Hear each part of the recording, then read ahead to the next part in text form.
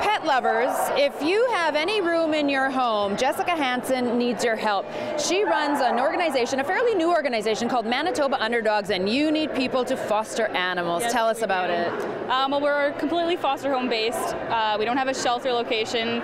We take in rescue dogs from Winnipeg. They're either stray, they've been surrendered, abused, and basically need people to care for them while they're in the rescue. So basically everything is provided, the vet care, the food, the kennel, collar leash, toys. So they basically just need a place to get babysat until we can find an adoptive home for them.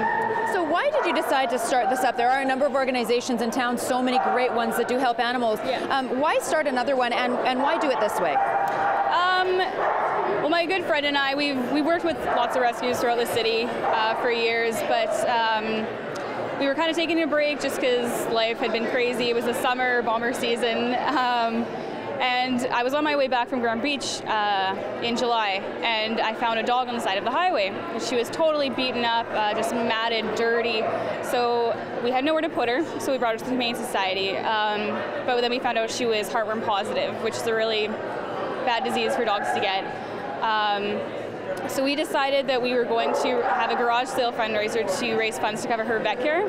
And we were able to do that. We had so much support from the community. And then at the end of the day, we just kind of decided that, well, let's kind of start a rescue. Like, this was the first, and why not keep going?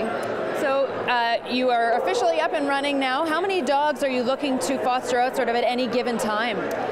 We typically have between 5 and 10 dogs at a time. We will take more if we're able to, but we can't commit to saving other dogs unless we have a place for them to go. Okay, so if people are saying, hey, you know what, I can take a dog for an amount of time, what requirements do you need out of them? Like, do you have to do all sorts of checks and whatnot to make sure the dogs are going to a good home, and then also, do they need to commit to a certain amount of time? The time is kind of an iffy thing. Some dogs will only last in rescue for a week. Some dogs, like we've had Briley in our care since the beginning of November. So it really depends. But we have a foster application that needs to be filled out. We review it. If it's approved, we sit down and meet with the foster home just to kind of see what they're expecting out of it, what they can do for the dog, and we'll do a home visit just to kind of check out where the dog will be living temporarily, just to make sure it's a good place.